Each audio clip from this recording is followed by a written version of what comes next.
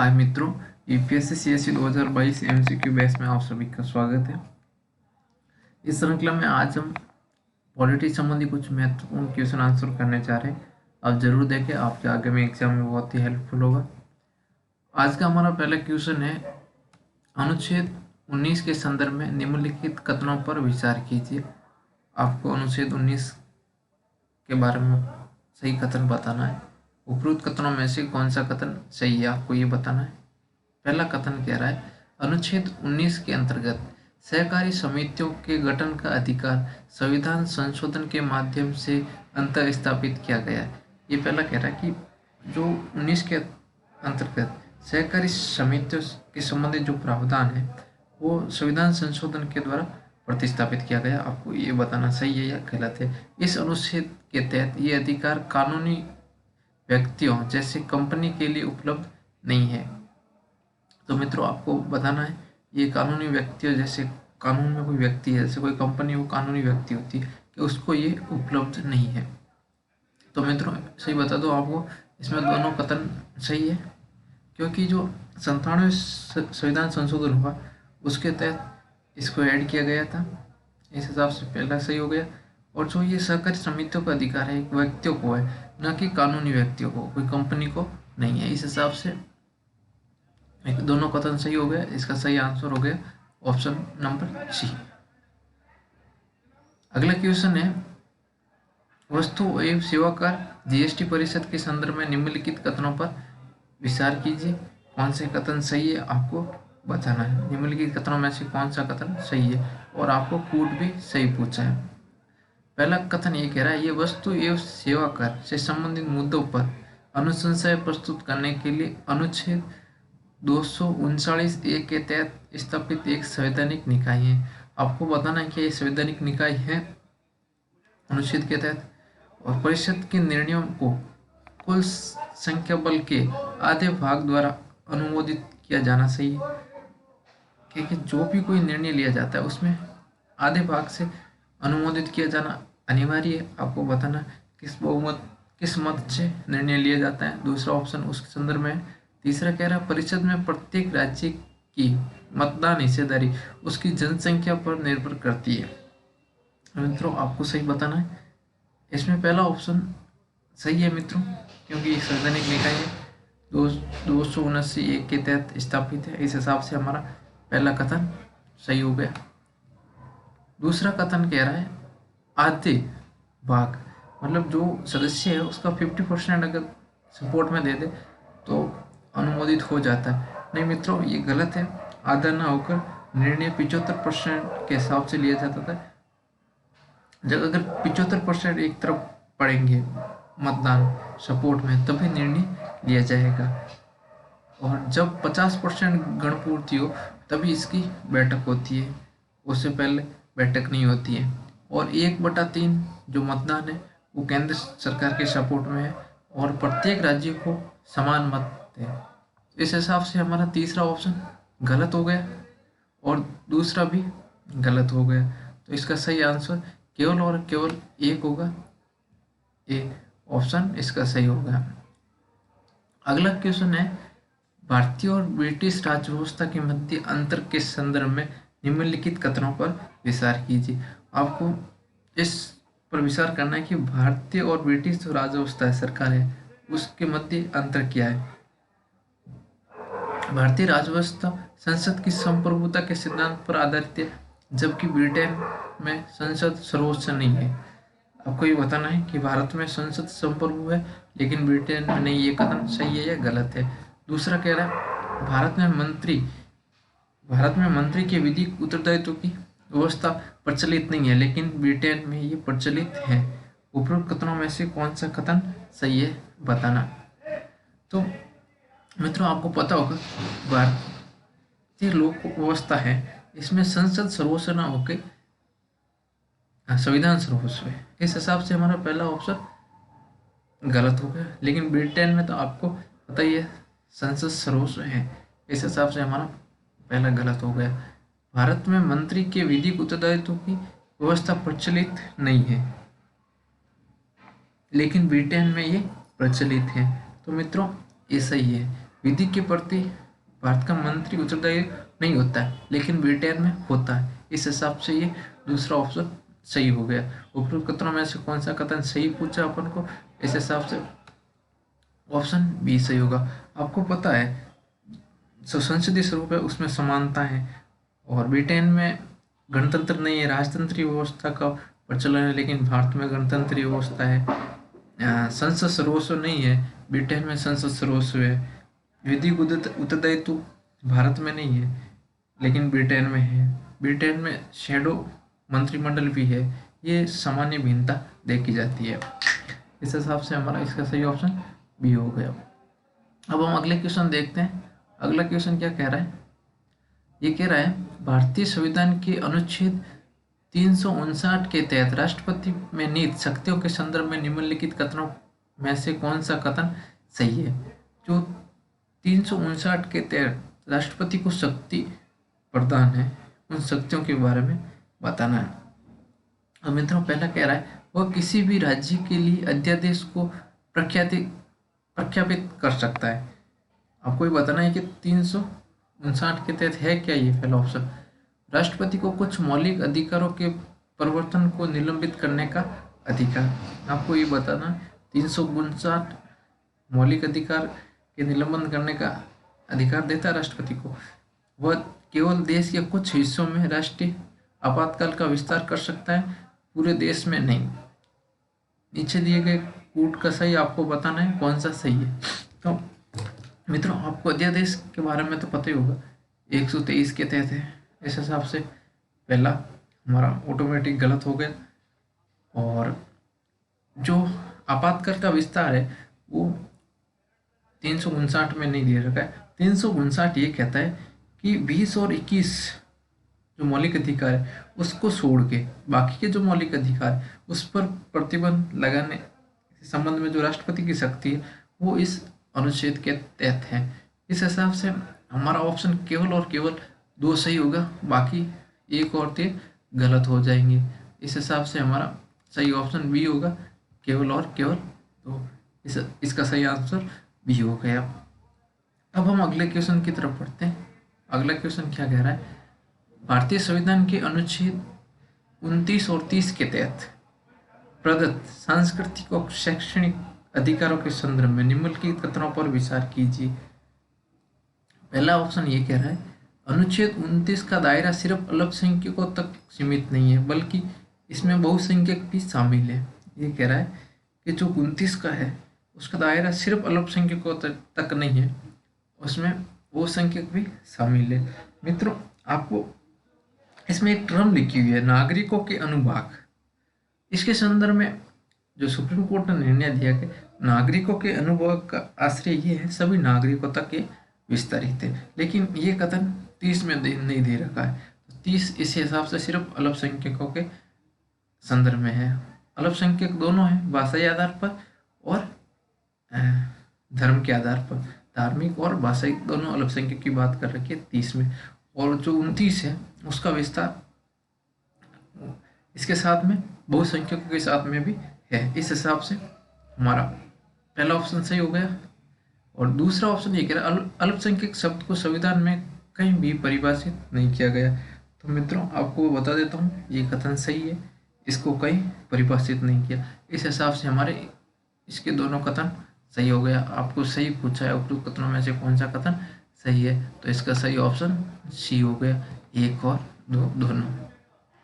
अब हम अगला क्वेश्चन देखते हैं। अगला क्वेश्चन कह रहा है राष्ट्रीय पेंशन योजना के संदर्भ में निम्नलिखित कथनों पर विचार कीजिए। उपरोक्त कथनों में से कौन सा कथन सही है। आपको राष्ट्रीय पेंशन योजना के बारे में सही कथन बताना है। पहला कथन ये कह रहा है ये योजना स्वैच्छिक आधार पर सभी भारतीय नागरिकों के लिए उपलब्ध है। तो ये कह रहा है कि सभी भारतीय नागरिकों के लिए उपलब्ध है। आपको बताना है सही है गलत है। दूसरा कहता है अनिवासी भारतीय भी इस योजना के लिए पात्र है। जो अनिवासी भारतीय जो विदेश में रह रहे भारतीय नागरिक है तो वो भी इसके पात्र है। आपको बताना ये कथन सही है कि नहीं है। उपरोक्त कथनों में से कौन सा कथन सही पूछा। तो मित्रों ये योजना का उद्देश्य सामाजिक सुरक्षा सुनिश्चित करने के लिए कह रहा है। इस हिसाब से ये सभी नागरिकों को, चाहे वो विदेश में रह रहा हो, चाहे भारत में रह रहा हूँ, ये सभी नागरिक हैं। साथ में इसमें ये भी शर्त है कि स्वैच्छिक आधार पे है, किसी की जबरदस्ती नहीं है कि आप इसमें पार्टिसिपेट करो। इस हिसाब से ये हमारा पहला ऑप्शन भी सही हो गया, दूसरा ऑप्शन भी सही हो गया। जो विदेश में रह रहे हैं भारतीय है उनको, लेकिन जो ओसीआई कार्ड धारक है, जो भारतीय मूल के निवासी है, उनके लिए ये नहीं है। तो इसका भी कथन सी हो गया, एक और दो दोनों सही हो गया। अगला हमारा क्वेश्चन है 42वें संविधान संशोधन हुआ उसके संदर्भ में है। 42वें संवैधानिक संशोधन अधिनियम 1976 के द्वारा भारतीय संविधान की प्रस्तावना में निम्नलिखित में से कौन सा शब्द अंत स्थापित किया गया है, आपको ये बताना है। जो 1976 में 42वां संविधान संशोधन हुआ उसमें जो 3 शब्द ऐड किए गए, वो 3 शब्द कौन कौन से थे, आपको ये बताना है।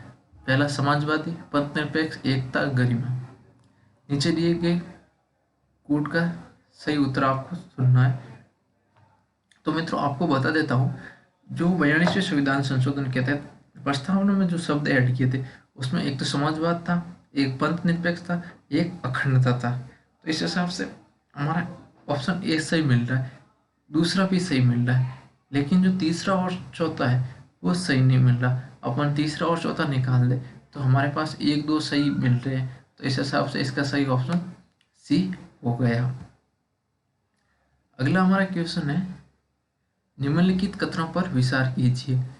पहला कथन है आर्थिक, सामाजिक और सांस्कृतिक अधिकारों पर अंतर्राष्ट्रीय भाषा कानूनी रूप से एक बाध्यकारी दस्तावेज है। दूसरा, आर्थिक, सामाजिक और सांस्कृतिक अधिकारों पर समिति की पर्यवेक्षी संस्था है। पर्यवेक्षी संस्था ये कह रहा जो अंतर्राष्ट्रीय भाषा है अधिकारों पर वो कानूनी रूप से बाध्य, एक समझौता है, ये कानूनी रूप से बाध्य है। और जो समिति है वो एक पर्यवेक्षी संस्था है, पर्यवेक्षण कर सकती है अधिकारों के संदर्भ में। जो मानव अधिकार का देश में उल्लंघन हो रहा है उसके संदर्भ में ये कह रहा है कि वो पर्यवेक्षी संस्थाएं पर्यवेक्षण कर सकती हैं। और पहले के बारे में कह रहा है जो ये अंतर्राष्ट्रीय भाषा है ये एक बाध्यकारी है, जिस देश ने हस्ताक्षर कर दी उसको इसमें उनके लिए कानून बाध्यकारी है। आपको सही कोड बताना है मित्रों। इसमें दोनों कथन दोनों सही है। जो ये दस्तावेज है, समझौता है, जो साइन किए हुए देश है उनके लिए बाध्यकारी है, जो इनके कानून है वो लागू करने देश में बाध्यकारी है। मानवाधिकारों के संबंध में है दोनों भी। और ये जो समिति है ये जो यूएन की आर्थिक और सामाजिक परिषद है उनकी एक संस्थागत निकाय है और ये एक अंतर्राष्ट्रीय समझौता है। इसमें जो भी साइन कर रखे हैं देश ने और इसमें भारत ने भी सहमति बता रखी है, इस हिसाब से भारत के लिए आधिकारिक दस्तावेज हो गया। इसमें दोनों कथन सही हो गए। तो इसका सही आंसर 1 और 2 दोनों हो गए सी। अब हमारा अगला क्वेश्चन है भारत में नागरिकता के संदर्भ में निम्नलिखित कथनों पर विचार कीजिए। उपरोक्त कथनों में से कौन सा कथन सही है। ये चुनाव और नागरिकता से संबंधित प्रश्न है। ये कह रहा भारत में राष्ट्रपति पद के लिए केवल जन्म के द्वारा नागरिकता प्राप्त व्यक्ति ही पात्र है, न कि प्राकृतिक रूप से नागरिकता प्राप्त व्यक्ति। ये कह रहा कि जो भारत में जन्म से भारतीय नागरिक है वही राष्ट्रपति बन सकता है, न कि जो प्राकृतिक जो देशीकरण के बाद में अगर नागरिकता लेता है वो नहीं बन सकता। और दूसरा कह रहा है संसद और राज्य विधानसभा की सदस्यता के लिए चुनाव लड़ने हेतु भारतीय नागरिक होना अनिवार्य है। और दूसरा ये कह रहा है जो चुनाव लड़ने के लिए भारतीय नागरिकता होना अनिवार्य की बात कर रहा है। उपरोक्त कथनों में से सही पूछा। तो मित्रों भारतीय संविधान में ऐसा कहीं नहीं कहा गया है कि जन्म से भारतीय नागरिक होना चाहिए राष्ट्रपति के लिए, सिर्फ भारत का नागरिक होना चाहिए, चाहे वो प्राकृतिक रूप से हो और चाहे जन्म से भारतीय नागरिक हो। तो इस हिसाब से प्राकृतिक रूप से न कि प्राकृतिक रूप से कह रहा, तो इस हिसाब से हमारा ऑप्शन ये गलत हो गया। अगला दूसरा कह रहा है संसद और राज्य विधानमंडलों की सदस्यता के लिए चुनाव लड़ने हेतु भारतीय नागरिक होना अनिवार्य। तो मित्रों इसी में भी यही कहा गया नागरिक होना अनिवार्य। भारतीय निर्वाचन की प्रणाली में मेन शर्त यही है कि वो पहली शर्त हर जगह यही है कि वो भारतीय नागरिक होना चाहिए। तो इस हिसाब से इसका सही ऑप्शन केवल और केवल दो हो गया, ऑप्शन बी केवल दो, क्योंकि इसमें जो नागरिक है ना राष्ट्रपति के लिए कोई भी बन सकता है, जो विदेश से भारतीय नागरिकता ग्रहण की और वो बाद में राष्ट्रपति बन सकता है। और अगला क्वेश्चन हमारा है, भारतीय संविधान निर्माताओं ने निर्देशक तत्वों को गैर न्याययुत बनाया क्योंकि?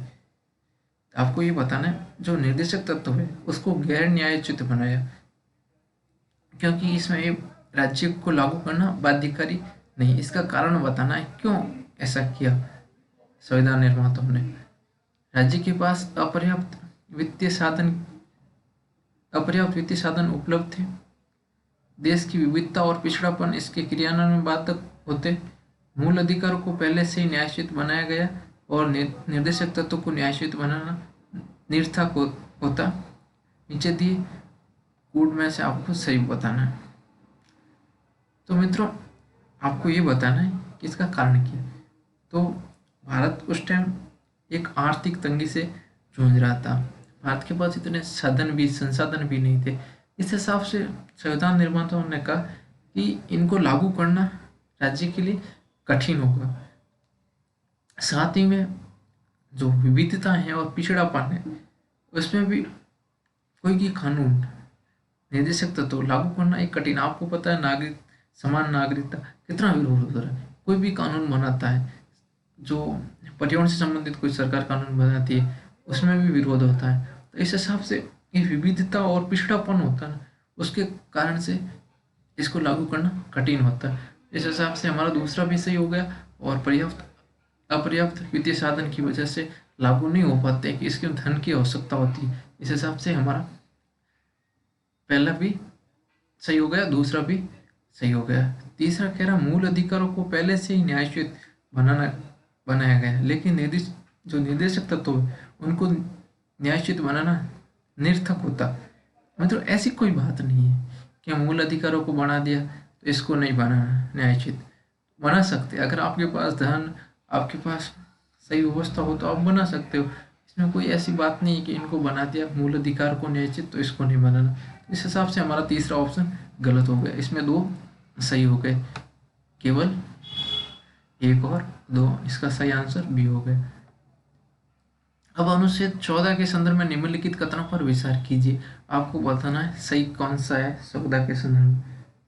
भारतीय संविधान का अनुच्छेद 14 के अंतर्गत केवल विधि के समक्ष समता प्रदान करता है, विधियों का समान संरक्षण नहीं। ये कह रहा है कि जो 14 है वो विधि के समक्ष समता प्रदान करता है, संरक्षण की बात नहीं करता है। तो मित्रों आपने अगर पढ़ा होगा तो उसमें समता और संरक्षण दोनों की बात कर रखी है, और जो समता है वो ब्रिटेन से लिया गया और जो संरक्षण है वो यूएस से लिया गया भारतीय संविधान में। उच्चतम न्यायालय के अनुसार जहाँ समान और असमान के साथ अलग अलग व्यवहार होता है वह अनुच्छेद 14 पर लागू नहीं होता है। ये कह रहा हाई सुप्रीम कोर्ट ने यह कहा कि समान और असमान के साथ व्यवहार करने में वहाँ 14 अनुच्छेद लागू नहीं होता। इसका मतलब ये होता है कि आप समान के साथ ही समान व्यवहार कर सकते हैं, असमान के साथ उसमें थोड़ी रियायतें दे सकते। जैसे विकलांग के लिए कानून थोड़ा रिलैक्सेबल हो सकता है, गर्भवती महिला हो तो उनके लिए रिलैक्सेबल हो सकता है। देखो जैसे कोई फांसी की सजा भी आ गई तो गर्भवती महिला को फांसी नहीं होती है क्योंकि वो असमान है, वो एक सामान्य मानव से थोड़ा हटके है, विकलांग भी है तो हटके। इस हिसाब से समान संहिता उस पर समान लोगों पर लागू होती है, समान हिसाब से। जो गरीब है, जो विधिक सहायता गरीब को दी जाती है ना कि अमीर को। तो इस हिसाब से हमारा दूसरा कथन सही हो गया, पहला गलत हो गया। तो इसका सही ऑप्शन बी हो गया, केवल और केवल दो। अब हमारा है निम्नलिखित कथनों में से कौन से प्रावधानों को संसद के साधारण बहुमत से संशोधित किया जा सकता है। आपको बताना है कि कौन से प्रावधान है जिसके तहत संसद साधारण बहुमत से पारित कर सकती है कोई विधेयक को संसद। पहला है नए राज्यों का प्रवेश या गठन, राजभाषा का प्रयोग, संसद और राज्य विधान मंडलों के निर्वाचन, उच्चतम न्यायालय के न्याय क्षेत्र को अधिक महत्व प्रदान करना। मित्रों इसका सही आंसर डी होगा, चारों।